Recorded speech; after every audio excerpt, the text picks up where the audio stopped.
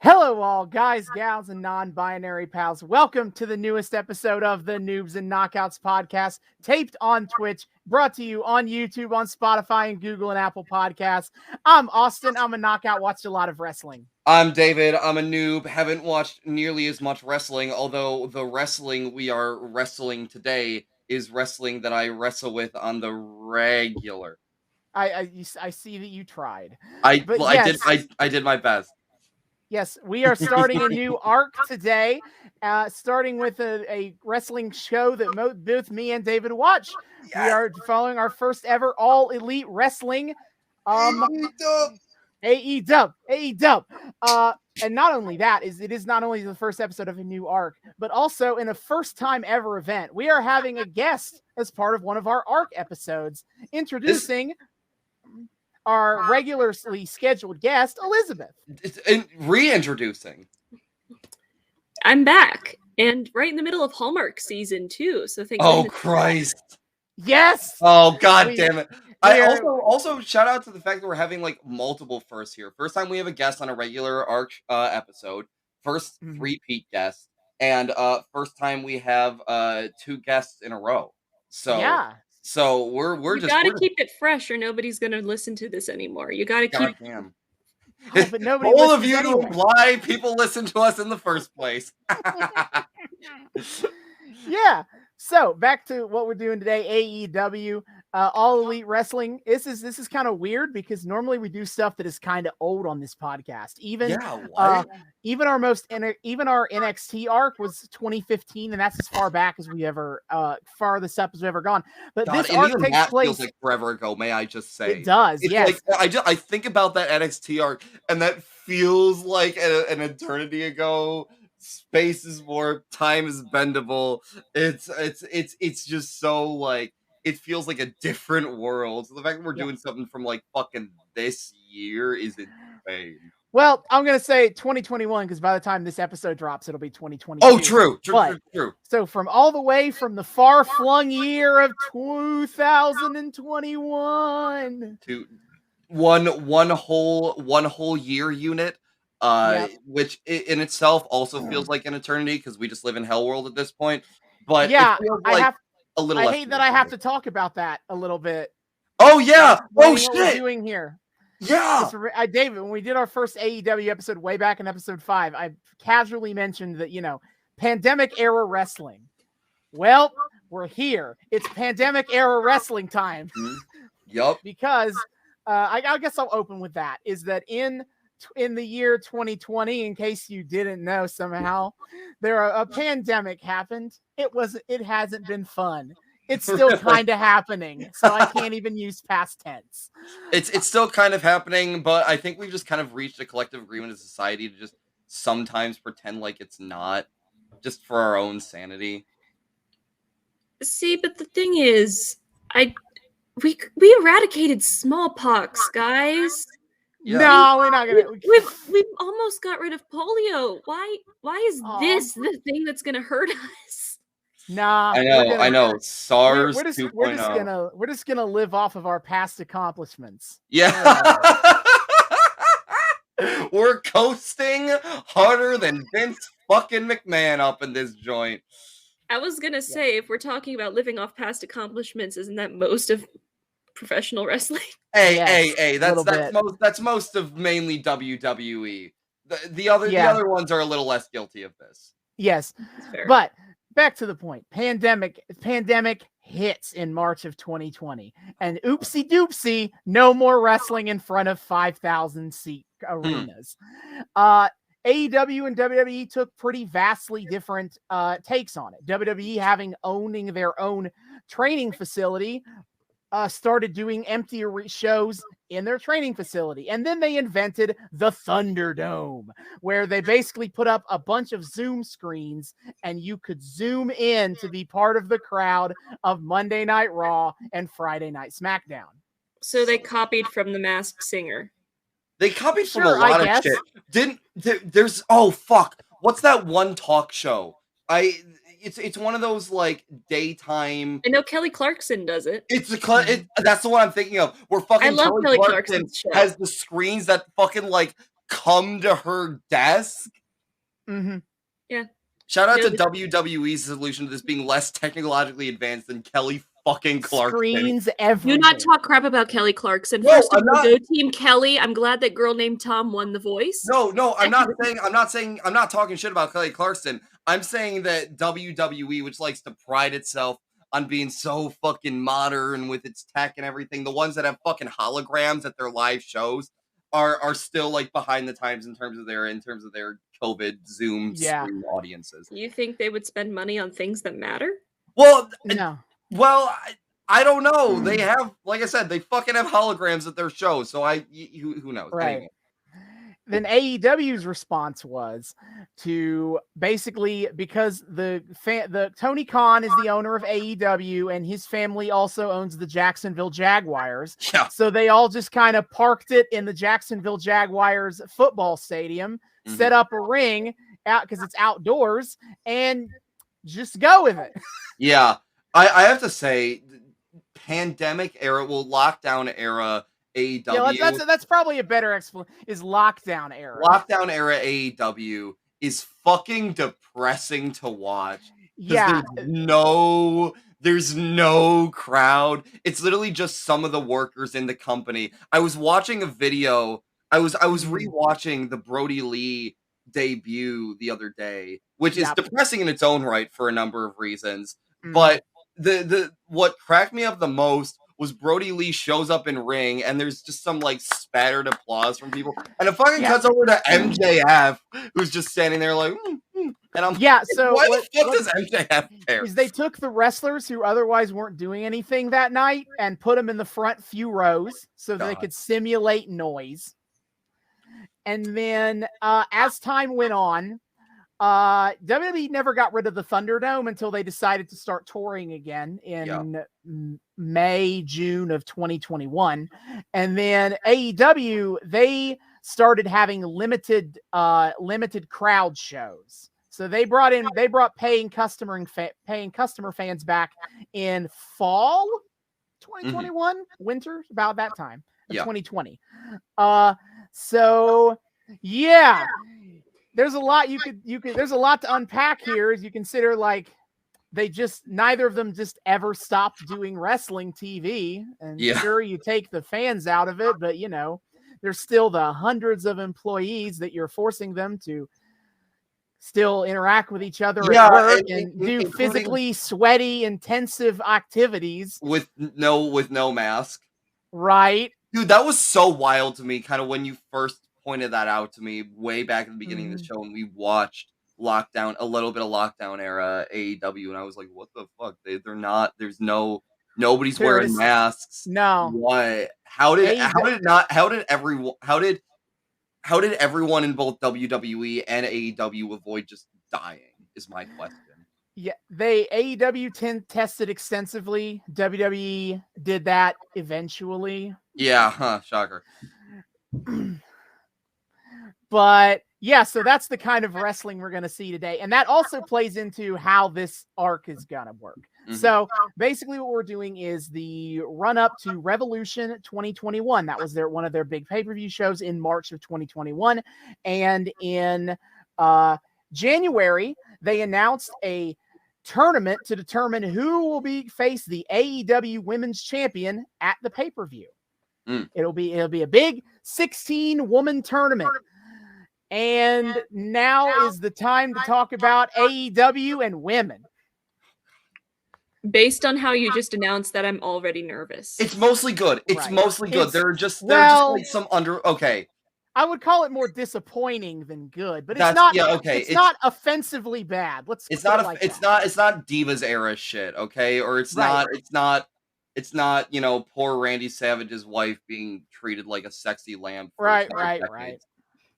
Like, it's basically, David, we've gone through all these different eras of time in women's wrestling and WWE at this point. It's a lot like New Generation era, where the women technically exist, but they don't really get a lot of time on television. They're treated respectfully. They're treated as serious competitors. They're just not on TV enough. Yeah, that's fair. we're in a very hard stance of one women's match per show. They don't really get a lot of storylines, hardly any characterization outside of Dr. Britt Baker. It's a problem, and yeah, it's like, why are you like this? We're getting a little better in recent times. It's a slow progression to the improvement. Very slow. So, and that comes up in this arc is because I just said they announced a 16-woman tournament for a pay-per-view in about a month. And they only do one woman's match a show. So, how we do in the tournament? Oh God! And the answer is they use a lot of YouTube. Most of this tournament is on YouTube. That's kind of sad and disappointing. And it is. Yeah. Wait. What the hell? Wait, would that affect contracts at all? Like, if a contract specifies that they get paid based on number of television appearances versus I don't think that matters. I don't think that would matter. Okay, thank God. Yeah, no, yeah. I don't think they go that ham on like screwing their work. Right. So let's. I will go ahead, before I explain the full bracket. I'm going to say is basically what they did is to also take advantage of their co-promoting with women's wrestling in Japan. Yeah. Half of the competitors are in Japan, and in fact, that's the half that we're going to be watching on today. Is it NJPW women or is it other? Is it okay? That's a good segue to talk about women's wrestling in Japan. Hey, so Joshi wrestling is the kind of the colloquial term for it. Joshi is Japanese for woman. So it is Joshi Purorisu is literally just women's wrestling in Japanese. Beautiful. Yeah. Basically, yeah. So in American wrestling, women are basically just another smaller subset of primarily men's wrestling. Mm-hmm. There's a women's division within WWE and AEW, and there are women's only wrestling companies, but they're not very popular. In Japan, it's a lot different, where most companies are either men's only or women's only.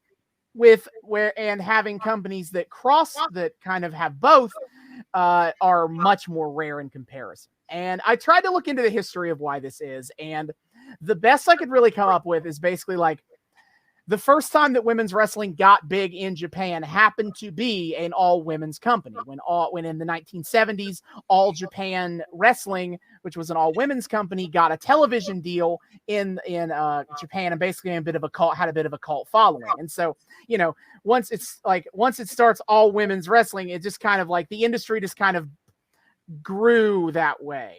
Okay. Whereas all women's wrestling companies have never succeeded in America. They first got big as part of larger men's companies, and that's why I figure that's the norm in America versus the norm in Japan.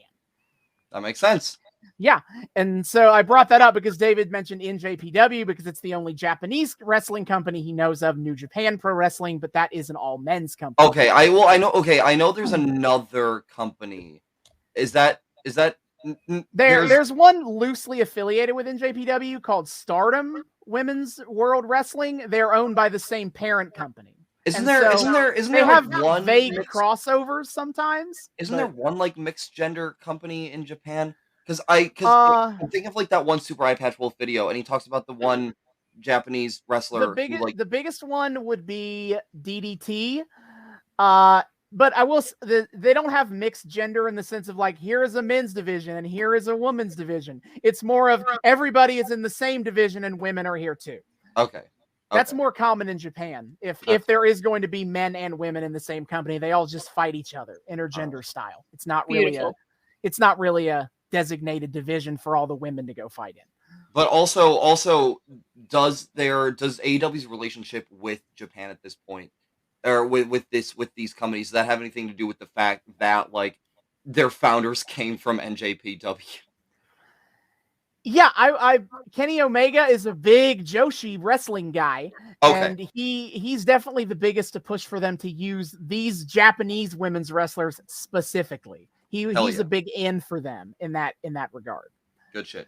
So I'm going to go over the bracket for the sake of posterity, but I'm only going to go deeper into the characters we're actually going to see today. Okay. And I'll explain the bracket for the American side, next time we do this. When it's just me and David. So we have Layla Hirsch versus Thunder Rosa. By the way, we're gonna get spoiled on that one because of the way it aired. That match in particular happened before they did this YouTube thing. Okay. So they're gonna mention it. I'm gonna tell you, David, who you think wins is probably correct. So yeah. Well, I real shocker there. Don't worry about it. Serena Deeb versus Riho. Ty Conti versus Nyla Rose. And Dr. Britt Baker, DMD versus Maddie Rinkowski is the American side of the bracket. Well, I know the outcomes of 2 of these matches already. Yeah, I bet you do. All right, the Japanese side. Basically, because there's a pandemic, they pre-tape these in like a warehouse owned by one of the Japanese women's companies. There's going to be no crowd or anything. Don't worry about it. It's all very safe here. Everyone's wearing masks. Okay. So we're going to get Yuka Sakazaki versus Mei Saruga. Yuka Sakazaki has appeared on AEW. 4 of these women have appeared on AEW TV before this, and 4, this is their debut. Yuka Sakazaki has been on AEW before. She is the magical girl, as she is named, because she dresses like an anime genie. That's the best way I can describe it. Well, okay, fair enough. She got genie pants and all. There are certain tropes to be accommodated for from any culture. Would that be more comfy or less comfy? Like, I feel like looser pants like that would be like, because it's like pajamas, but with the physicality of stuff you do in wrestling, would they get in the way because they're so loose? Well, because they're like, I've never seen it be a problem for her, so who knows? Good for her then. If she's comfy. It's shockingly few people in pro wrestling take advantage of the no capes rule of being in physical combat, both on the side, because a lot of times if someone's wearing something floppy, their opponent doesn't always try to take advantage of it. I've seen people with looser fit gear and stuff, and it doesn't really get taken advantage of all that often for some reason. So I wouldn't worry too much. Yeah. And so Yuka Sakazaki, the magical girl, she's kind of an interesting case because in AEW, she's presented as a pure underdog babyface kind of a character. She's pure good guy. But in Japan, in her regularly scheduled company she works for, she's like a devious evil heel. Oh, shit. That's kind of fascinating. I love that for her. Yeah. And she's in a tag team that's called the Magical Sugar Rabbits, and I would love to see them wrestle. The Magical Sugar Rabbits. Yeah, man. Okay. Joshi Pro Wrestling goes real deep into being colorful and fun. I'm just going to say that, like, stylistically. Good. Like, color is definitely going to be here. Okay. And then Mei Saruga, she's the apple wizard or something to that effect. She just really likes apples, but also she is like a wrestling savant. I'll put it like that. She's really good at the graps. Oh man. Oh, we got a technician on our hands, please. Yep. Next we have VENY versus Emi Sakura. So VENY, they're interesting because normally in Japan they go by Asuka. They changed their name though because in America in WWE there's already a Japanese women's wrestler named Asuka. Oh wait, okay, different Asuka. Damn it. Different Asuka. No. So they changed their name. Oh, I got excited for a second. VENY for the sake of to avoid confusion. And best I can understand is that their character is a mean girl-esque. I had to listen. Some of these women were very hard to find like a good explanation for what their character is about. Okay. So it's hard. That was kind of hard to do. Also, my use of they them pronouns is significant because VENY is non-binary and self-identifies as genderless and uses they them pronouns, which is a first for American wrestling TV to have a wrestler who identifies as such. Yeah, that I was gonna say. I don't think we've gotten, and I've been thinking about this recently. I don't think we've gotten like an NB wrestler on. I mean, we're just at the point of like having openly gay like wrestlers on TV Yeah. and trans wrestlers on TV. So like, I guess I'm not surprised, but damn. Yeah. And then Emi Sakura, she is a longtime wrestling veteran in Japan. She's wrestled for like 20 years. She has trained a ton of women's wrestlers, including many of the wrestlers in this tournament. As a character, she loves Queen. When she first appeared on AEW TV, she literally would do Freddie Mercury cosplay. Okay. She has since backed off on that and instead how like royalty outfits instead. But the Freddie Mercury cosplay was fun. I'm sorry. Yes, she is a queen. Okay, but also that I'm sad she backed off because one of the most magical things ever is wrestlers doing cosplay. I love it so fucking much, partially because it's just one step removed from seeing the characters they're cosplaying as in a wrestling ring, but also just because it's so delightfully dorky, and it's such a great for this sport that you think is supposed to be so like manly and macho and taking it's so goofy and I love it. Oh god, it's like New Day with their Power Ranger shit. It's great. Yeah. Then we have Aja Kong versus Rin Kadokura. Aja Kong is a women's wrestling legend, considered one of the greatest wrestlers of all time. She's big, she's mean, she'll kick your ass. That's about all you need to know about Aja Kong. And then Rin Kadokura, I couldn't find a whole lot about her, gonna be honest. From what I remember of her, she's a bit of a powerhouse hoss herself, so it's gonna be some real big strong girls going at it with that Aja Kong versus Rin match. But other than that, I'm afraid I couldn't find a lot about Kadokura. And here we are, what I've been awaiting for. Maki Itoh versus Ryu Mizunami. Ryu Mizunami has been on AEW before. She's basically a party animal. Like, she's pretty great. But now, Maki Itoh.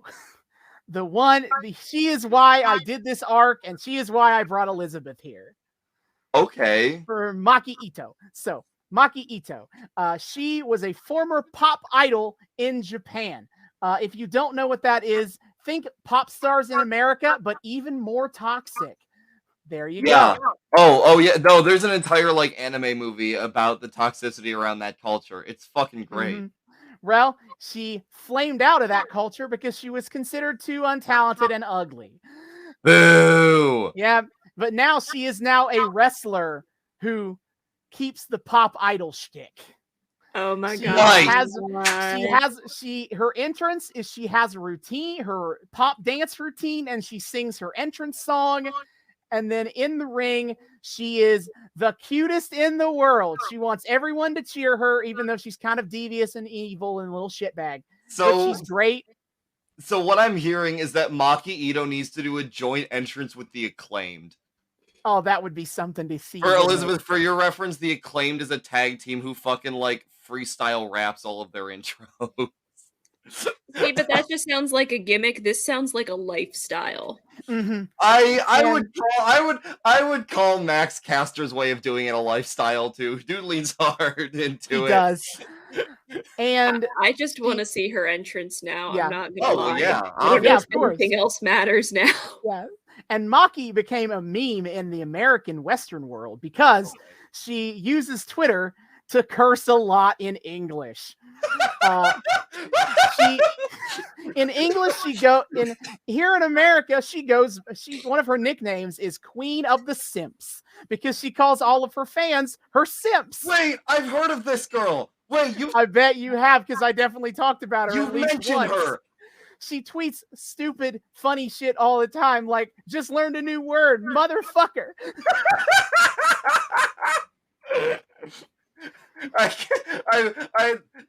This feels like the foreign person equivalent of that time fucking Google launched an AI chatbot and it just learned a bunch of really awful like shit really quickly. This is that, but in like person form. Yep, she is. Maki Itoh tweets are fantastic. I thought about pulling up some of them, but I decided not to. Okay, but let's be real. No, I'm going to say my favorite one that I found when I was looking them up was on her 25th birthday. She tweeted, "It is my 25th birthday. Send me your credit card information." Thank you. Fuck you. Bye. Austin, I gotta say, I will always think that Rey Mysterio's just got WWE 2K whatever. Can't wait to go home and beat my kids. was I still think that's the best wrestling tweet of all time. But Maki Itoh sounds like she runs a close second constantly. She's a good one to follow. It's great. Oh my god. Yes, I love Maki Itoh, and I wanted you all to also love Maki Itoh, and that is why I'm I have so glad today. you pulled me in for this. This is a good call. This seems right up Elizabeth's alley. Yep. So I gotta say, I will always think that Rey Mysterio's just got WWE 2K whatever. Can't wait to go home and beat my kids. I still think that's the best wrestling tweet of all time. But Maki Itoh sounds like she runs a close second constantly. She's a good one to follow. It's great. Oh my god. Yes, I love Maki Itoh, and I wanted you all to also love Maki Itoh, and that is why I'm I have so glad today. you pulled me in for this. This is a good call. This seems right up Elizabeth's alley. Yep.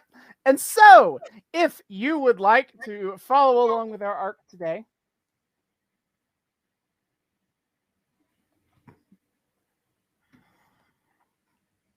getting yelled at for noise. Now Austin understands my pain from when I was living at home. Yeah, sucks. Anyway, if you would like to watch along with us, you can do so. Most of this is going to be on YouTube. What we're going to watch today is on YouTube. You just kind of search AEW Women's Eliminator Tournament on YouTube. It's the first show. Pretty simple to find. Yeah, this arc joins Lucha Underground in the prestigious ranks of shit on our show you can actually watch for free. Yep. Several of the matches on the women's side from the American side will be on Dynamite, which you can only really watch replays of on Fight TV if you have a VPN, but that is for another time, really. But yeah, if you'd like to watch along with the episode, you're going to do that on YouTube tonight. And so we'll be back to talk to you more about the AEW Women's Championship Eliminator Tournament. Let's fucking go. And we are back. We have just finished watching the first round of the Japanese half of the first round of the AEW Women's Eliminator Tournament. Hell yeah. It was so good. This is going to be a good one. I can feel it. Disappointed at the lack of promoing, because I feel like we could have got some interesting spots out of this, but it was fun just for the pure fighting of it all. Yeah, David, I'm going to go ahead and disappoint you ahead of time. There will be basically no promos from any of the women in this tournament. Yes, this is part of the problem that I mentioned in the front half. Oh my god. Okay, at least they give but this is also where I'm saying they're improving, because now we do get promos. We get promos all the time for the women. Yeah, we're finally getting women's promos now, so it's getting better. So it's getting better than it was a few months ago. Yes. Well, when you put it like that. But yes.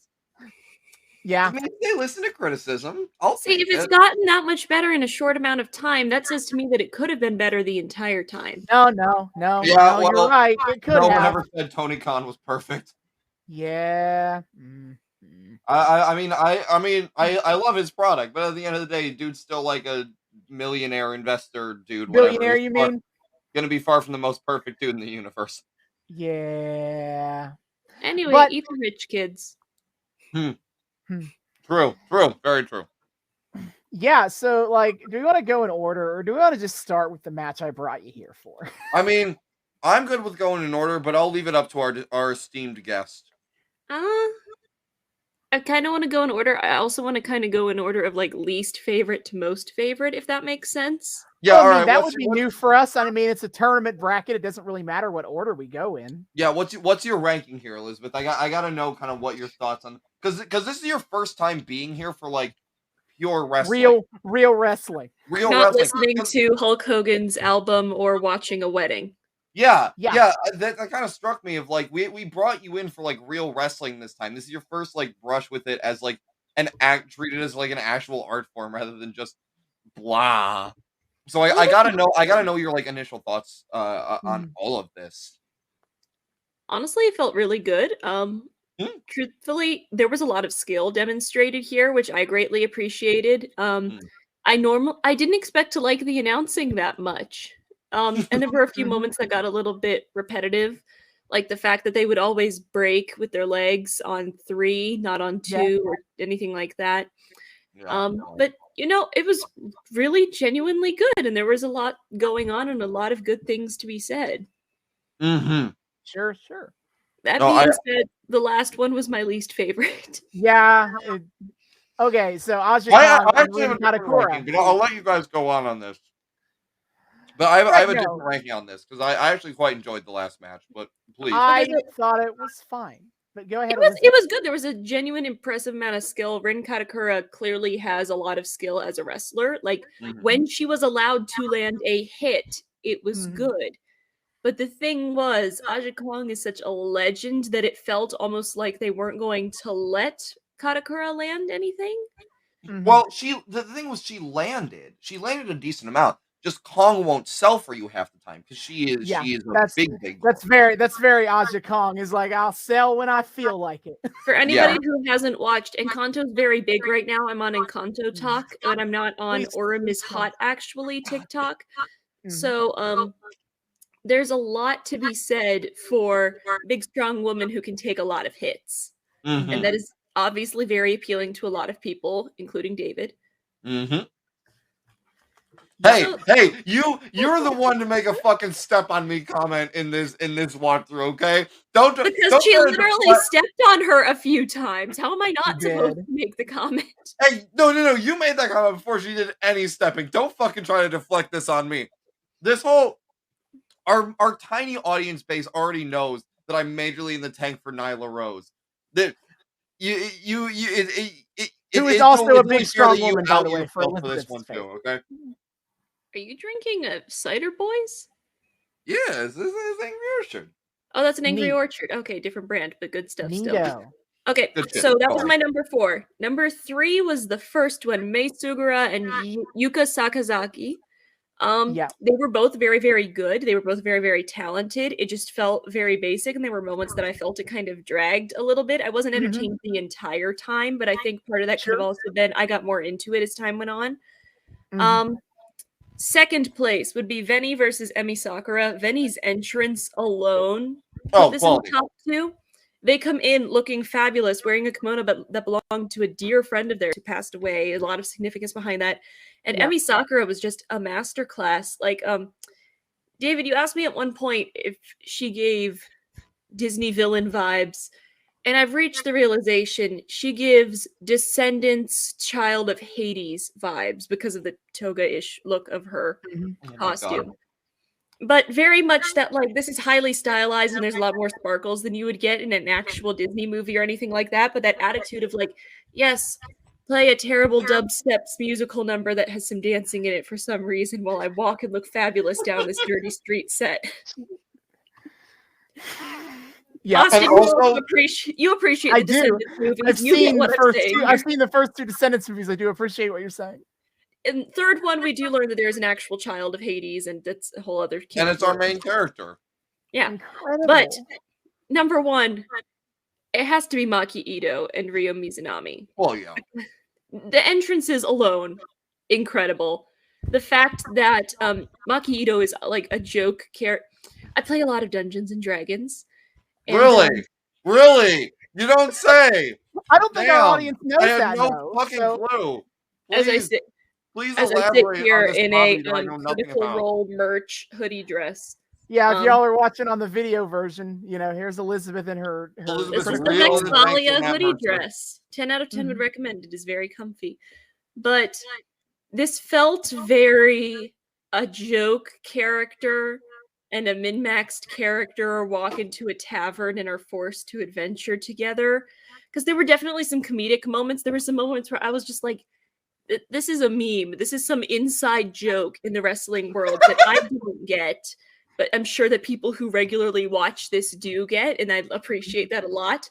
But then it reached the point where it's like, I'm min-maxed and I'm done with your bullshit. And she just put the hurt on Maki Itoh. And it was glorious to watch because truly, as much as I was rooting for Maki Itoh, I wanted to see her fail because that in and of itself is spectacular. I want to see the little Veruca Salt nonsense get what's coming to her. Oh, so true. So that is my ranking. Yeah, I understand. I want to before we were saying this, I'd like to say I understand you're wanting to see Maki Itoh fail thing. And in fact, it's a big portion of her character to fail and fail and fail and fail. But much like every single ship I have, I always keep hoping that I'm gonna get what I want. I never do, but I hope I get it. And in this case, I hope Maki Itoh gets the win. May I just say, it's an Elizabeth guest star episode when just everyone starts shoehorning in their fucking special interest to the back half conversation.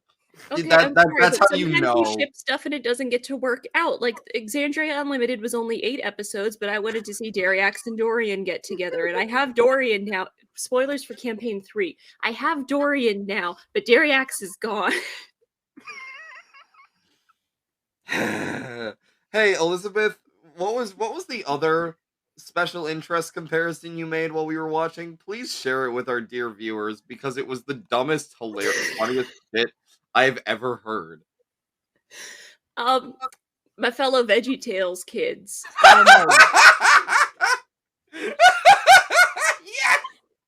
Yeah, baby! Some of you might remember a little film entitled The Sumo of the Opera. Which in and of itself is a perfect thing for you to bring up too, because you're also huge. I'm a huge fan of the opera. We're aware. Why? It's just all Elizabeth's converging, just all her like random things that she loves into this, just fucking shoving it into this discourse. I love it. So, Sumo of the Opera tells the story of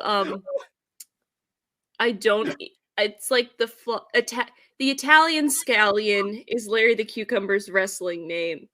And he is a sumo wrestler and he's going up against the champ, but he's been like a jokey guy who kind of like gives entertainment and stuff. And then he tries to become a serious wrestler. And there's musical interludes that are very Mikado-esque for any of you who know that. But on top of all of that, it is Rocky, complete with a training montage of like mopping floors and chopping sushi and doing other stuff to make him a better wrestler. So it is Rocky meets the Mikado with a title that would probably piss off Lord Andy if he knew about it. I'm kind of surprised that litigious motherfucker doesn't know about it. The thing is, though, he based it off of a novel that's somehow older than him, so... What can he really do? That's fair. Yeah, that's fair. LaRue's novel is public domain. There isn't anything he can do. Ha! Get fucked, nerd. No, but Sumo of the Opera is an imperfect film. But as I'm sitting here... And a VeggieTales movie being an imperfect film. In terms of VeggieTales, it's not up there. But as somebody who... We are recording this a few days after Christmas. As somebody who has been listening to the 8 Polish foods of Christmas on an almost non-stop loop for the past couple of weeks, I'm feeling nostalgic, and that's why it came to mind. You know, I forgot that the term 8 Polish foods of Christmas is a phrase I hear sometimes exclusively because I know you. Yeah. And I'm not sure I missed your... 8 poppy seed cakes, 7 simmered prunes, 6 grayus cheekies, 5 smoked kielbasas, 4 baked paprikas, 3 simmered guankies, 2 steamed pierogies, and a boiled potato topped with dill weed. Any questions? How does this relate to wrestling again? I feel like did we lose the plot here? When do we not lose the plot? Hallmark last time I was here. Also, this entire podcast is one giant plot loss. Anyway, the reason I was thinking of Sumo of the Opera was because there is an inherent theatricality to theater, and that was very apparent here with this pro wrestling too. Do you mean an inherent theatricality to wrestling? I don't know. It's fine. Words are hard. There's an inherent theatricality here, and you can especially see it with like their entrances. Maki Itoh is probably the best example of this because she came out and sang an entire song. Yeah, it's on Spotify, guys. Brooklyn, but you the also Whole, get moments Maki Itoh version. Like Aja Kong covered her face and then took off her hood that she was wearing, and there's the face paint. She's looking badass as hell, and everybody else is in like costumes with fringe, and their epic music is playing as they're coming in, and it was just awesome. But then also everyone's reactions to getting hurt, were so much more, even from American wrestling that I've seen. It was so much more. It was absolutely. It was big faces, big eyes. I keep coming back to Maki Itoh because I just loved her so much. But I felt Maki and she Yuka screamed for like 20 seconds straight at one point. It was beautiful. It was breathtaking. It was Veruca Salt meltdown. Yeah, like I said, the Brett energy is strong.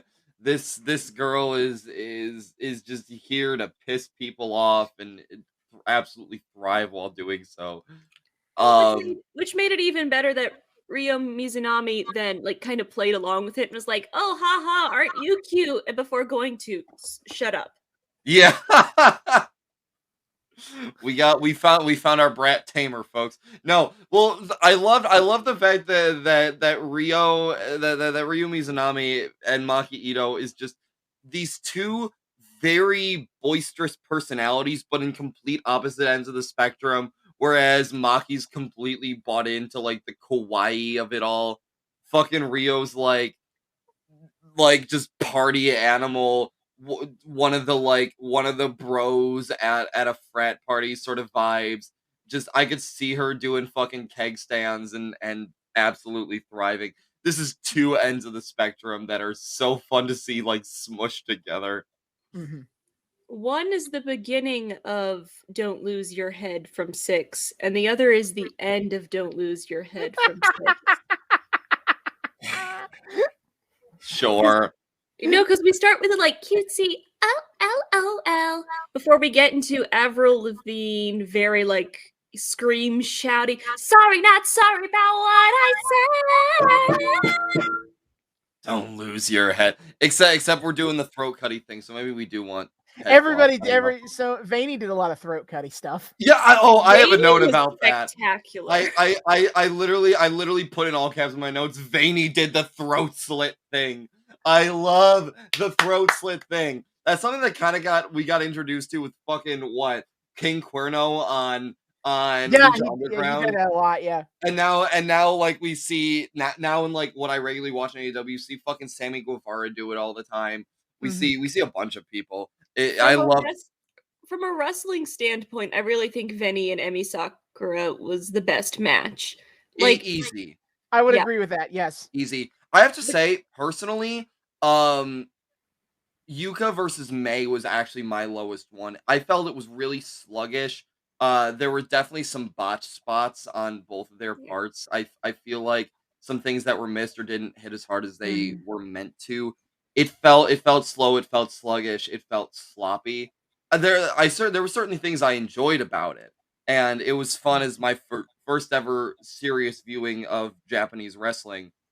But it definitely felt the weakest link for me. Whereas I understand why, Elizabeth, you had Aja Kong and Rin Katakura at the bottom, but there's something about it that it was a bit faster paced, the work rate was a bit better, and you could feel a little bit more stronger performances come through from the two of them, in my opinion, at least. If I'm being honest, the only thing that put the first fight in third place for me was the Magical Girl Splash. And the fact that it was called the Magical Girl Splash. Yes, Yuka Sakazaki's 450 splash from the middle rope and not off the top rope. She just jumps up and just does it. You do never forget your first ever 450 splash. I can understand that. The Magical Girl Splash was a great spot. I love 450 splash spots, dude. They make me so happy. Yeah. I guess from I guess top 4. I guess number 1 would also probably be the what was I thinking to say? The top 1 I would think would be VENY and Emi. I'd also put that number 1 just because that was the best technical match, and man, they both of them killed it. There was so much drama to it. Mm-hmm. Absolutely, like back. Oh my god, yeah. It was.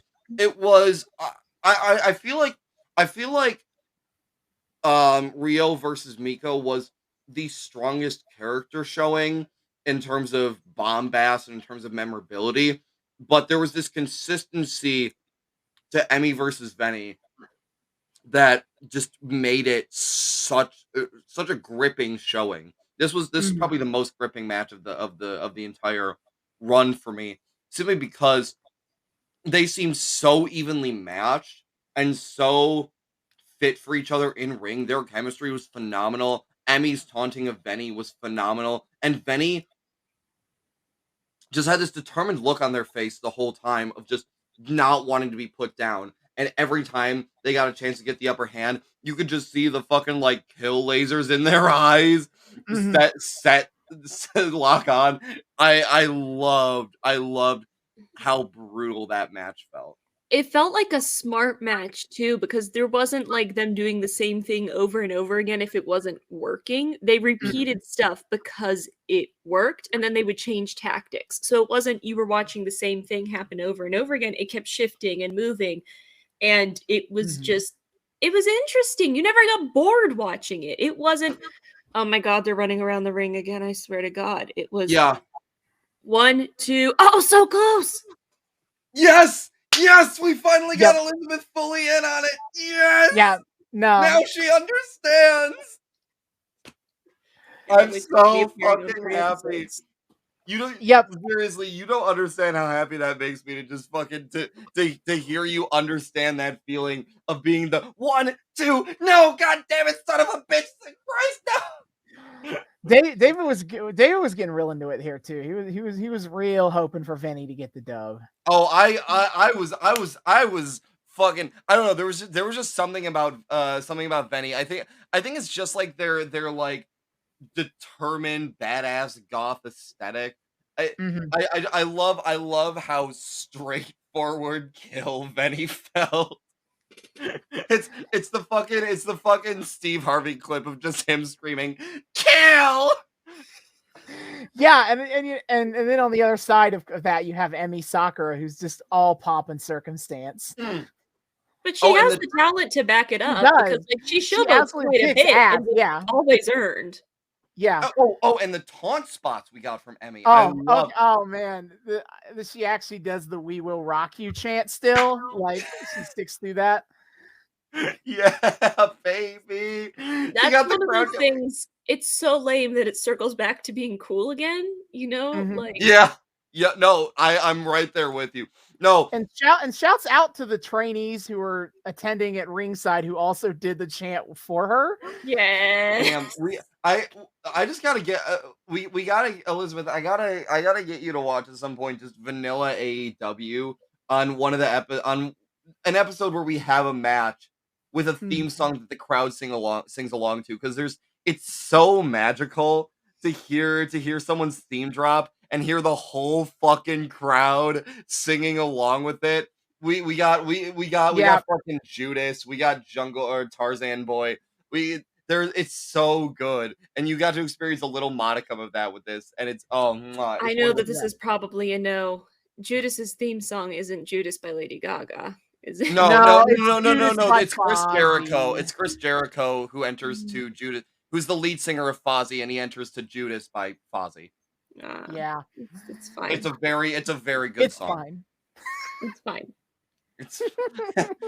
Is it our Queen Lady Gaga? No, but so it's fine. Austin and I have discourse about this constantly. It's the one good Fozzy song. Yes, shouts out.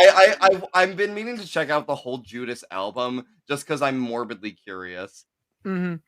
Half my notes for VENY and Emi Sakura was just VENY does a move that's really cool. No, Like, Benny did a lot of unusual stuff, but it all looked super impressive. It all started when Emi did tried to forearm her, and then she matrix dodged it and then kind of cartwheeled, and I was like, what are you doing? Yeah, it was beautiful. Although I will say, I gave shit to the Yuka versus May match. I really have to hand it to Yuka for, if we're talking about unusual moves, having a really interesting move set that I really got into. I love the fucking spider crawl thing that Yuka's doing all the time. I love how she's bends herself around to hit spots. I love too, like you talked in the front half about how she's usually heel, but she's playing this underdog face for this tournament. But God, those heel vibes shone through a lot. You can see how she plays this as an evil little shit. Oh yeah, absolutely. It's not much of a stretch. She got that malicious he look in her eyes a lot of the time when she fucking bends backwards. It's giving me like Ring vibes almost. Yeah. Ring girl vibes. Ringu vibes, perfect. Yeah, I swear to God, I'm not just saying this because they're both from the Japanese. Rings name is Samara. What? Isn't that? I forget if that's just the American name or not. I think in the I can't remember. I haven't watched Linkara's video on that in at least. I haven't watched it since October. That was spooky season viewing. Okay. No, I'm only thinking of that because of a College Humor video that I watched in high school. That was like a daycare for kids from horror movies. I've seen that video, and I specifically remember the Ring Girl spot from that. Yeah, because she was in the TV. No, it's not time for the TV right now. Yes, I remember. What the fuck? I remember that. That's so wild. Come play with us, Daddy. I feel like the ring would be significantly different if it was Yuka Sakazaki coming out of the television. Okay. I don't know if it would be more or less scary. Truthfully. So I already said I need a perfect blue remake starring Maki Itoh. That means I also need a ring remake starring Yuka Sakazaki. Now I just gotta find movies from the other two matches that I want remakes of starring one of their competitors. Aja Kong's just Luisa from Encanto. Step on me. Here we go. Okay, yeah, fine. Spanish version of it, or Japanese version of Encanto starring. I just want to see her carry 6 donkeys and sing about being strong. Strong and stressed out. God damn it! Why am I making notes on Encanto? I gotta think. We redo the Freddie Mercury biopic with Emi Sakura dressed as Freddie Mercury the entire time with no comment made. Wait, shit! I forgot to make this an official help David develop a completely unrelated idea segment. God damn it! Unfortunately. Also, I need to come up with a pithier idea for this segment now that it's official. No, I don't know. I like it exactly as is. No, because I don't even remember exactly the verbiage I use from edition to edition. That makes it even better. No, if you never say it the same way. I need it to feel official. Yeah, Elizabeth, the Christmas episode, I finally made official the segment when I go off the rails describing a random idea I have ADHD brain based off of something in the episode. So in this you mean that time that we all had a drunk PowerPoint night improving musicals and your cat's one turned into just let me direct merrily we go along, guys? You can't deny that it was a solid punchline. First of all, I had you guys rolling for the first 5 minutes of that presentation, and then I had you rolling again at the end when I was like, I swear to God, I could just do merrily we roll along and it works so well. Oh God, we're back to isolating our audience. Well, you're also thinking of the time we spent half the Hulk Hogan, the Hulk Rules episode just developing a musical episode of Raw. Yeah. And then the Christmas episode, we cast the entirety of A Christmas Carol. Of A Christmas Carol WWE edition. Yeah. Vince McMahon is Ebenezer Scrooge. Of course he is.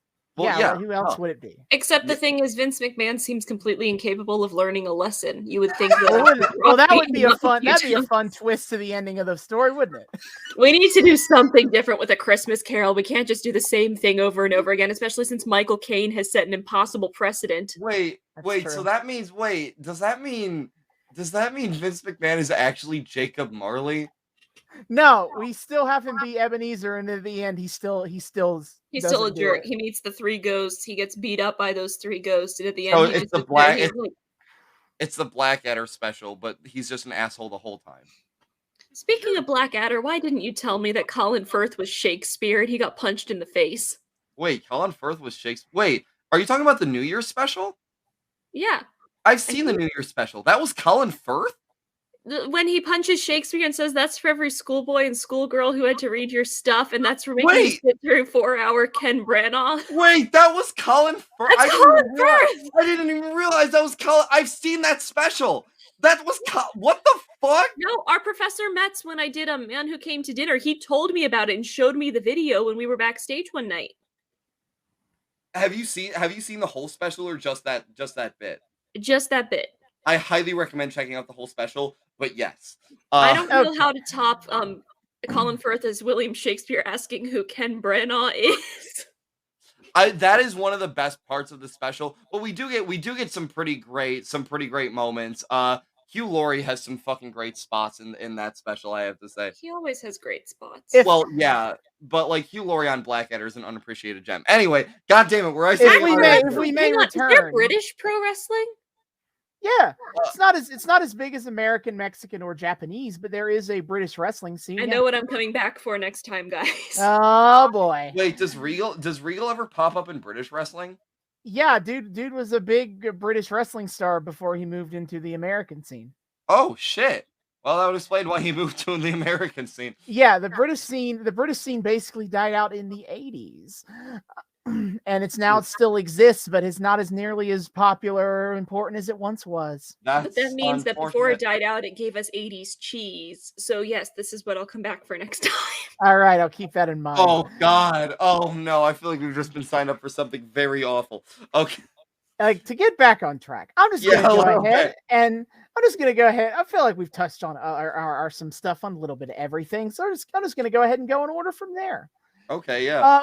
With Mei Suruga and Yuka Sakazaki, I kind of agree. It was a little stilted, but like I love both of them, and they're so entertaining. Fun. They were definitely very fun. They're really talented. Also, Mei has fucking fairy wings. She does. She came out. Everybody came out swinging costume-wise immediately. Mei brings out her wings. Japanese wrestlers in general, they go fucking hard on their costumes, dude. All right. I've also now decided that we're now going to call this segment "How many of these women are younger than me and I don't like it?" Oh no. Oh no. Because listen, Pat, at the ripe old age of 26, it's sad to think of how talented these talented people in their early 20s and be like, well, you mean me seeing the Hadestown tour? Yuka Sakazaki. Let's see. Her birthday is unknown. Awesome. That's one I don't have to count. Hey. Mei Suruga is 22, born 1999. She's older than my brother, at least. Look. And she's also super talented. She only started wrestling in 2018. Oh my god. Oh, that's fast. Good for her. Well, I mean, good for her. Good for her. Yes. Look, I already have Sasha Banks to fucking depress me. Why do I have to... Okay, my notes for Sakazaki and Suruga. Mei with the wings. A nice, respectful handshake to start. Yes. Mei's roll around pin, where she had the body scissors around Yuka and then rolled her around in a circle and then pinned her. That was great. And she also did the thing that during the pin. That was fantastic. That's the thing. Is like this match was like sluggish, but like there were so many like fun little unique spots that I still enjoyed it overall. Yeah, so much styling on each other. They all did like they both did a lot of taunty stuff in the middle of moves, and even if it was a little stilted, that was a lot of fun to do. Oh yeah. Yep. And then, of course, Yuka ended up... I put Yuka's face when Mei was setting up the underhook submission move. She's got this look on her face like, no! Like she knows it's coming. It was okay, the sounds that Yuka and Mei made during this specific match, it felt like an anime fight. the way I they feel were like that's crying appropriate out, looking at both of them. well, yeah, but it like also sound wise, they sounded like anime heroines getting beat up. I was like, what the fuck? It was so wild. Also, this was something that like once I realized the Mei and Yuka match was kind of sluggish, I thought was unique to it. But this turned out to be a thing throughout all of the matches. Why do Japanese refs linger on the 3 count? Because there's always a delay. I noticed. That's just the way they do it. I've seen like it's not the same kind of like clean 1-2 kick. Like they're leaving plenty of time for that kick out on that lingering 3. I have absolutely no idea why they do that, but I've seen that plenty of times before. Yeah, I was wondering about that and just kind of get over it. I almost wonder if it's meant to be like give them that like final chance or something. Yeah, even in kayfabe of just like sure. Mei Saruga's bridges were perfect, and I commented on that. Yes, and then yes, the match will girl splash. Yuka Sakazaki with the W. Fun facts for anyone to note here is basically the winner of these 4 matches were the 4 women who have been on AEW TV before. Yeah, I know that. I didn't want to say anything, but yeah, kind of took the boring route on that one, now didn't we? Yeah, well. I also asked you about this and you answered me and I thought it was hilarious. Shout out to Excalibur being left alone on commentary because he's the fucking only one who knows about these at wrestling. Yeah, all the other AEW commentators have definitely no idea about any of this, and so they don't have to do this work. Anyway, back to my game of seeing out how old these very talented women are that I am jealous of. Wait, also before we move on, I also need to shout out Yuka for having a better and more convincing STF than John fucking Cena. That's true, she did. VENY, they are 23. Oh god. Born when? God. October 1998. Son of a bitch. Now, thankfully, I'm definitely not as old as Emi Sakura. Emi Sakura has been wrestling for 25 years. Yeah, baby. Emi Sakura deserves all of the credit and everything that is given to her. True. Yeah. And so, yeah, I think we've already said pretty much anything worth saying about VENY and Emi Sakura. Very hard-hitting affair. You know, VENY, they talk about how she was trained in Lucha Legendary. That came across VENY now, didn't it? Under a luchador. Yeah, Ayaka Hamada. Yeah, I think I didn't really write that name down. I should. Yes, but yes, you can tell it in their style. Like so much lucha. Also, high flying for days, and they're like so tall. I don't know how tall they are. They feel like 5'10", 5'11", just to make some quick estimates. Yeah, Jesus. Either way, too tall to be doing them flips, and yet they're doing them anyway. Yeah, what much the respect. Shit? Yeah, and shout out to VENY doing the throat slitting thing. It was just such an incredible match. Yeah. I loved it so much. I took note of when they did the spot where they're like trying to hit each other, and eventually Emi Sakura just straight headbutts VENY in the chest. I was like, dang, okay. I took note of that. Yeah, oh my god. Also, Emi ends up getting the dub, and damn it, I was really pulling for VENY. But I fucking love that the music that started playing once Emi got the dub sounded like a goddamn cheap carnival. Yeah, I noted that Emi's music has 3 different intros because it has like this folksy start, and then it has the dun dun dun dun dun dun. We will rock you, and then it goes into a rock track. Yeah, but like it felt so fucking goofy. Just imagine like having this dramatic moment, this big brutal win, and then the music goes. Like I was like, wait, what the fuck? It turned this great triumphant moment so fucking goofy. I was like, why are we doing that? Yeah, it was weird, dude. Embrace the goofy. Yeah, but like this is a little goofy that I'm like, what? What the fuck? And then afterwards, VENY slapped Emi in the face. Yeah, I hope that comes back later. We went for the broken friendship spot, which is always a great spot to go for. Sure. But yeah, I did love the no, fuck your handshake. Yeah, fuck you. Okay, Maki Itoh and Ryu Mizunami. All right, Maki Itoh is 26. I'm actually older than her by about 6 months. Yeah, baby. And then obviously Ryu Mizunami was mentioned as being like a 16-year wrestling veteran. She's obviously been a big veteran of the game. I didn't realize she was like that old. I missed when you said 16 years. God damn. My first note was just Brooklyn the Hole because holy Moses. Maki Itoh's entrance, obviously top-notch highlight of the whole show. What incredible. It's so goddamn extra. Yep. And that's why it needs to be that way. If it was anything less, it would have been disappointing.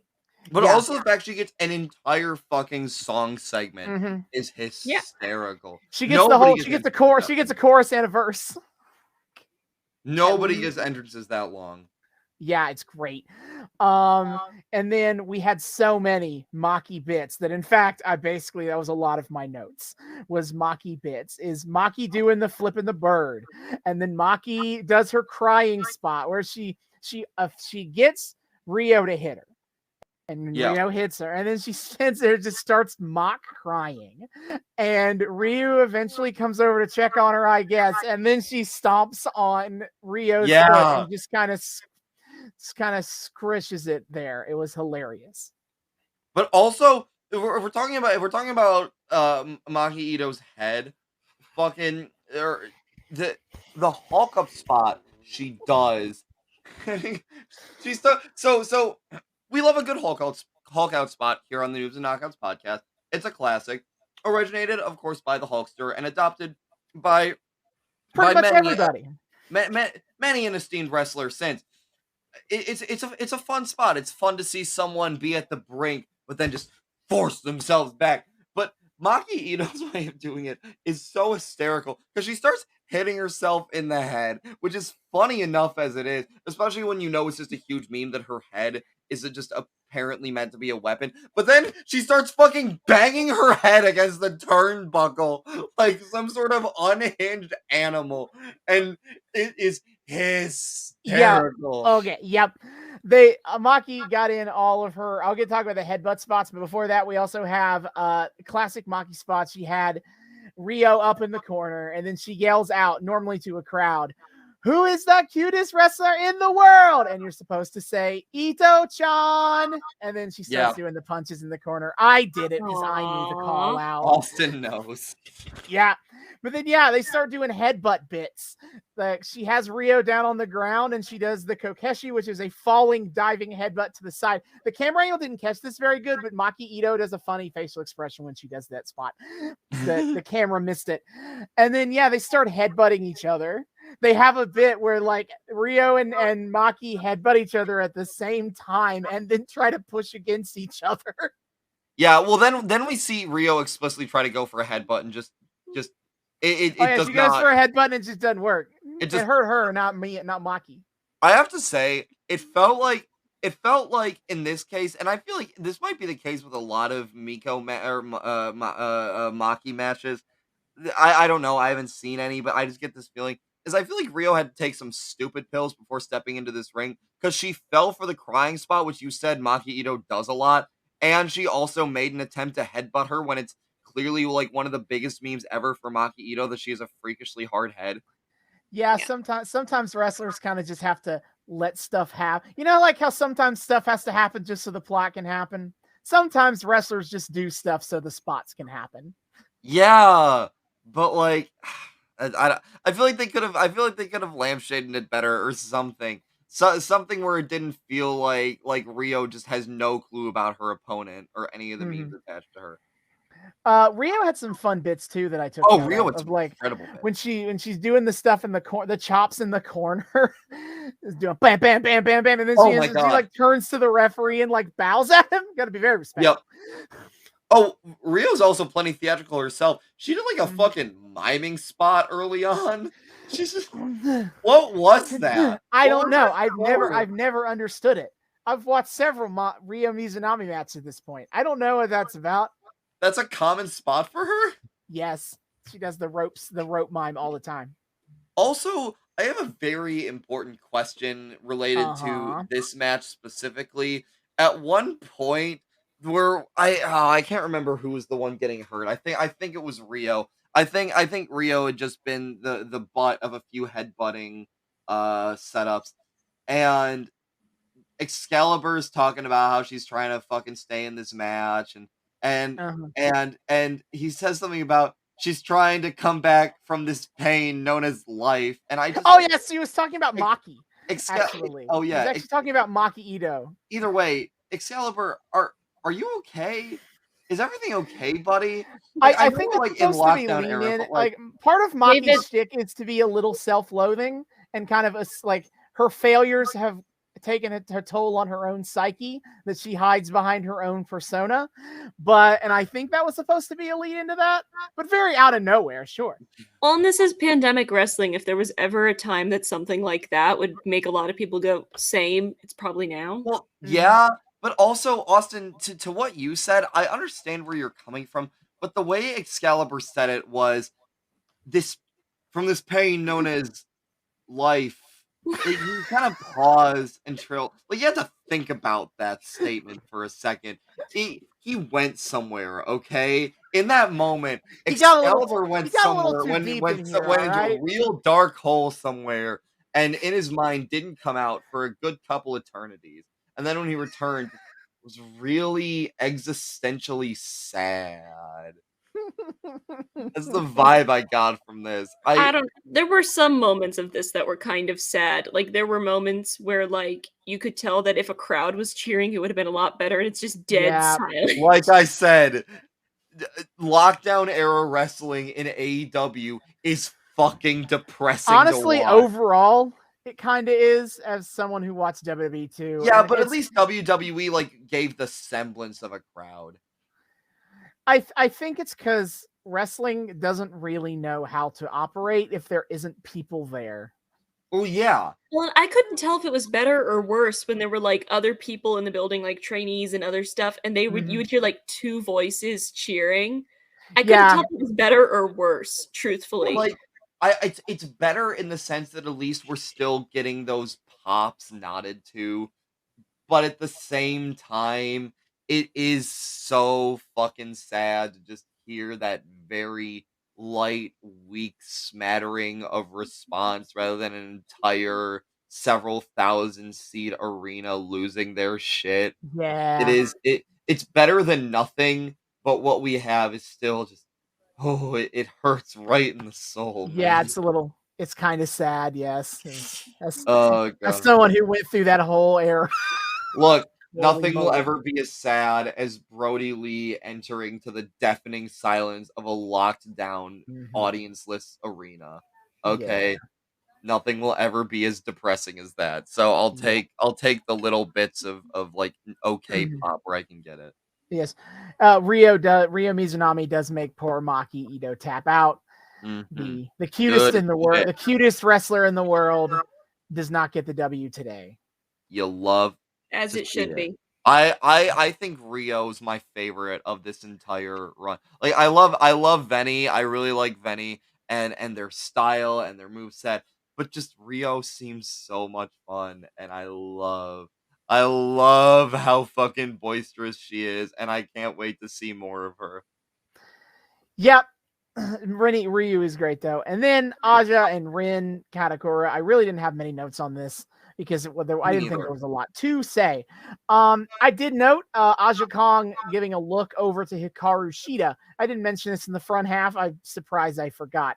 But Hikaru Shida is the current AEW Women's Champion at the time. And she was, during this tournament, she was over in Japan helping them organize the tournament from that half of the side. She even does Japanese commentary. If you go on YouTube, you can watch the shows with her on commentary in Japanese. There's a whole lot to say about Hikaru Shida's time as AEW Women's Champion.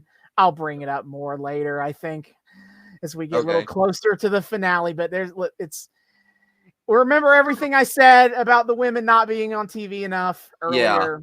Yeah. Especially Hikaru Shida. That's unfortunate. From this. That's unfortunate. Yeah, it was. But I thought that was a neat acknowledgement of Aja Kong looking over at Hikaru Shida, knowing that she's like, I'm going to take your title. I'm going to win this tournament and take your title. Thought that was neat. That's I now that you point that spot out, I'm here for it. Yeah, I noted that at the beginning of the match where Katagura was just hitting Aja again and again and again. Aja wasn't doing anything. Aja was just standing there chewing her gum. Doesn't give a fuck. Elizabeth, I understand like why that kind of power imbalance doesn't appeal to you, but for me, I love bide spots. I love when you get those wrestlers trying to hit at someone and they just don't fucking sell it, and then they just come back with the force of all the blows that were just dealt to them. I can see the appeal of that. It just wasn't great for me, especially because we had seen so many other matchups where I was on the edge of my seat the entire time and not sitting there like, just pin her and get this over with. Yeah, I don't know the decision making behind why they like ordered the matches the way they did, but I think that Aja Kong was probably the wrong choice to be the last match of this show. To me it felt like a denouement. I didn't mind it because the Rio Maki match was so over the top that I don't mind our climax match in something like this in a first round of a tournament being the penultimate rather than the last. I do still appreciate that every single match in this episode felt different than the other matches on the show. It wasn't watching the same thing over and over again. There was a lot of variety. Yep. Yes. And that's the strength. That's always one of the greatest strengths wrestling can do is show off so much variety for what people a lot of times will just kind of write off as a samey, straightforward thing. It's not. There's so much variety. You can have so many little subtle things. And this was more dramatic than a soap opera. Yup. And I say that as someone who, when I eat lunch, Young and the Beautiful is usually on in the break room. No, Young and the Restless, Bold and the Beautiful. They are different shows. Oh, I don't want to get those two mixed up now. Oh, now how could you? It's very important. Young and Beautiful is a song from a movie. I don't remember which movie. Either way, well, yeah, but I mean, for real, there's something so much more visceral when the soap opera tension isn't resolved with just two people yelling at each other, but just two motherfuckers just kicking each other. And it wasn't reverse shot as two people sit on a couch together for an hour-long episode. Yeah. No, this was, I'm going to clothesline you and then drag you across the ring so I can do a back bend over your still body. I like to think we here at the Noobs and Knockouts podcast do our due diligence when it comes to pointing out the importance of good cinematography to wrestling TV.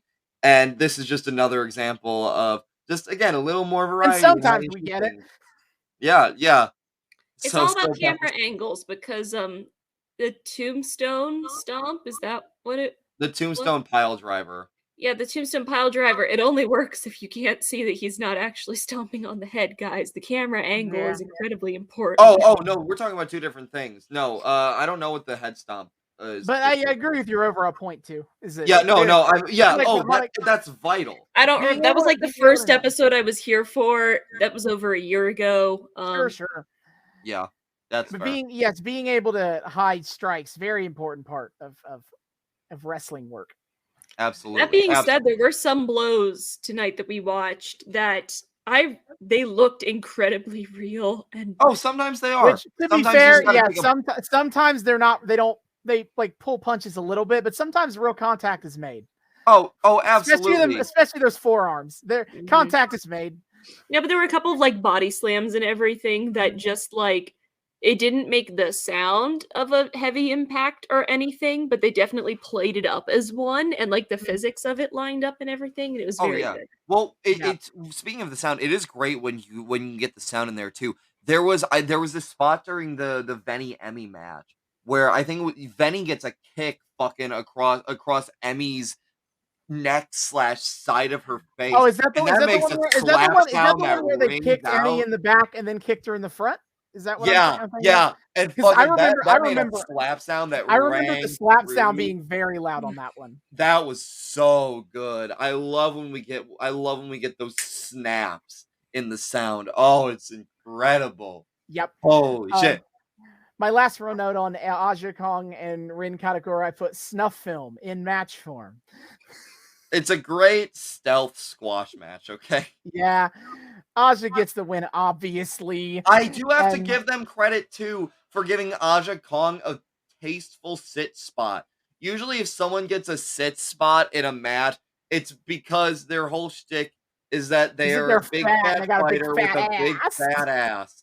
They do not do much to emphasize the largeness of Aja's ass in this very tasteless, gaudy way. It just seems like a tactical move, and I have to give them credit for giving someone a sit spot that didn't make me want to tear my hair out. I think part of why it worked is because Aja's like feeling of what she was doing in the ring and everything for decent parts of this felt like, I'm going to let you scream until you tire yourself out, and then I'm going to kick your ass, and then I'm going to go to bed. Like I said, fucking Orange Cassidy vibes. Poor Aja Kong is 50 years old. She ain't got time for this goofy shit. I'm getting real. Yeah, it felt like when you see an animated show and there's like a parent who has a little kid like at arm's length out here. It was very like, just you're gonna tire yourself out eventually, and then I can deal with my shit. So truly, truly mommy vibes is what I'm hearing. I mean, you tell me, David. All right. Hey, you said parent. I'm just rolling with it, okay? Anyway, that I think is the best spot to end our episode on the first half of the AEW Women's Eliminator Tournament for the first round. Yeah. Any final thoughts? I turn it over to Elizabeth. Wrestling is cool, and I like pop idols and other like brats and everything getting a chance to really let out their angry tendencies, especially because back to D&D and theater and stuff. I ran a one shot of Midsummer Night's Dream characters, and the reason I ran it because I don't like barbarians, and I was playing Hermia, and she's the perfect barbarian. There's just something about a little package of pure feminine rage that I enjoy so much. Oh my god. To a ridiculous extent, to the point where I did not like Diana the musical. It is not good, but Feck You Dress made me so happy.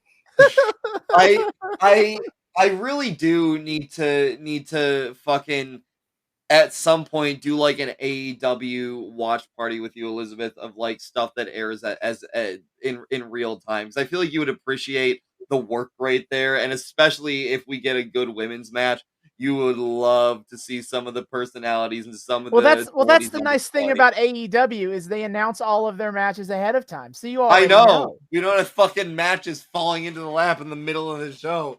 Oh god. Yeah, we can do that if you ever come back to the better state. It's true. Okay, fine. Yeah, I'll take that one on the chin. Anyway, that is the end of our first episode here of our brand new arc, as we will continue to cover the AEW Women's Eliminator Tournament. Next time, we will be covering the American half of the first round. But for our next episode will be the conclusion of our long journey here back in 1987. We've come so far here with Hulk Hogan versus Andre the Giant, where Hulk Hogan is actually the bad guy here, and they don't play into the arc at all because they suck. He's not actually whatever. He's not actually the bad guy, but Austin and I have rewritten this thematically because he's so clearly the asshole in this situation, but they refuse to acknowledge that he's the asshole. It's great. This is the same Andre the Giant where Young Rock had an entire episode of how chill he was. Yeah. Oh, and Andre's the bad guy in this story. Yes, Andre's the bad guy when it's clear that Hulk is actually the real shitty friend here. Anyway, we are finally concluding that with WrestleMania 3. WrestleMania 3, baby! That is for next time. Until then, David, hit our plugs. Yes, sir, my friends, my dear friends. Thank you so much for once again joining us on another episode of the Noobs and Knockouts Podcast. We are so delighted that you have joined us. If this is if you're a returning listener, viewer, what have you, thank you so much for once again welcoming us back into your eardrums, your eyeballs, whatever you use to consume our content. We are delighted to have you here. We hope you continue to join us week after week after week like you've been doing. If this is your first time with us, welcome. We here at the Noobs and Knockouts Podcast like to think we are friendly to both noobs and knockouts alike. So whether you are brand new to the wrestling fandom or you are a seasoned veteran, we hope that you feel welcome here. We hope that you're having a great time here. If you have been having a great time here and you would like to keep having a great time with us and you're not entirely sure how to do so, not to worry, my friends, I have you covered. First of all, you can find us on YouTube. We are the Noobs and Knockouts Podcast on YouTube. Hit subscribe, ring that bell. Make sure it turns a nice solid color so you get notifications every single time we drop a new episode. Comment, like, add us to your playlist. Check out our playlist. All of the arcs that we follow are organized into nice little playlists. So if you want to follow a specific one all the way through, you can do that without having to jump around a whole lot. And if you watch more recent episodes, you can see our beautiful faces as we talk and gesticulate and everything. And see, hell, our sexy new display. Brand new to episode 56. It's fucking dope. Come look at it. It fucking rules. Elizabeth is Vanna Whiting it up right now like a goddamn boss. It's amazing. So be sure to check us out on YouTube. We can also, if you like the audio only experience, of course, you can find us on Spotify, on Google, on Apple Podcasts. 3 of the best places to find your podcasts. Rate us, review us, whatever the fuck it is you do on those platforms to be like, hey, these guys are pretty cool. I think they're pretty cool. You guys should think they're pretty cool and maybe check them out more. I don't know. I'm just saying. Listen to us there. You can find all of our episodes on those 3 platforms. It's a great time. It's a great little audio only experience. And you know, it's just a good time. Come check us out. It's you know, what your platform of choice. We got you. You can also find us on social media. Oh shit, we got little scrollies. This is so cool.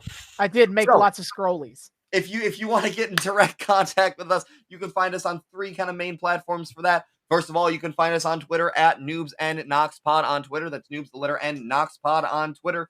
Follow us there. Come check us out. We tweet out dank memes. We engage with the discourse. Of course, we post every single time we drop a new episode, so you all know what the hell's going on with our show. And of course, the highlight of the Noobs and Knockouts Twitter is weekly wrestling live tweeting. My friend, what is on the docket coming up? Yep, as usual, every single week. AEW Dynamite. We talk a whole arc about it. What do you know? Hey. Every single week, Wednesdays at 8 p.m. Eastern, now on TBS. By the time this drops, they'll be on TBS now, not TNT. And that's 8 p.m. Eastern every single week. It's the run wrestling show I most consistently watch live. In addition, we're also kind of going to experiment in watching Deadlock Pro Wrestling. It airs live on YouTube 6 Eastern on Thursdays. I haven't gotten a chance to watch live yet. You know, holiday season, other preoccupations. True. But when I get the opportunity to watch it live, we'll probably be live tweeting it. In addition, we also keep up with the Impact Wrestling, WWE, and AEW pay-per-view shows. So Impact's next pay-per-view coming up Saturday, January 8th. Hard to Kill, one of their 4 annual pay-per-views. It's going to be really sweet. An Impact Knockouts Championship match is a Texas Death Match. And also an Ultimate X match for the Flippy Boys, except now the women are getting involved in it too. It's going to be really sweet as well. A Ring of Honor World Championship match. That's kind of insane, actually. And so much more. That's coming up January 8th. You can buy that from traditional pay-per-view providers as well as on Fight TV. Upcoming for the WWE. I'm very excited about this, actually. I know that on this podcast, I don't necessarily come off as a very big WWE guy right now. We like to rag a little bit on this. I got to tell you, it's Royal Rumble season, baby. Okay. January 29th is the WWE Royal Rumble. 30 men enter a battle royal. The winner gets to have a world title match at WrestleMania. And it's genuinely one of WWE's best shows every single year. I'm very excited for it. Again, it is January 29th, and it is on Peacock, WWE streaming service provider. And then in addition, AEW, their next pay-per-view, hey, what do you know? Revolution 2022. We're obviously building to the Revolution in our arc here, but on March 6th is the next AEW Revolution. Again, that's several months away, so I don't really have any big details on it, but I will have more details as time goes on, and that is what we'll be doing live tweeting on the Twitter going forward. Yeah, so be sure to check that out. What? I do. Real busy.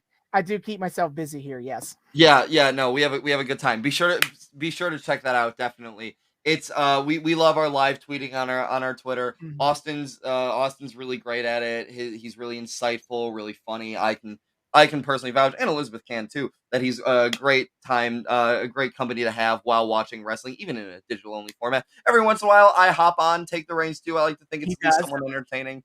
But no matter who, different level of chaotic. Yeah, we got our two very distinct voices. You can always tell who's hopping on depending on the types of commentary being made. But yeah, be sure to check that out. It's a fun time. Find us on Twitter at Noobs and Knockouts Pod. We also have a Gmail account. You can email us at noobsandknockoutspod@gmail.com. That's noobs, the word and this time, knockoutspod@gmail.com. Come say hi. Come tell us what you like about the show, what you don't like. Just generally engage with discourse in us. Yell at us for our hot takes that I'm sure piss plenty of people off. Whatever you want, request things you want for the show, arcs, special episodes, general other miscellaneous wrestling media, anything. Just come say hi. Come have a little chat with us. We love having a little chat with people about the stuff we love. So just come check us out, noobs and knockoutspod@gmail.com. Come say hi. We would love to say hi back. And finally, we are also on Patreon. We are also the Noobs and Knockouts Podcast on Patreon. $1 a month gets you early access to episodes and a shout out at the end of each episode. See y'all next time. Hasta luego.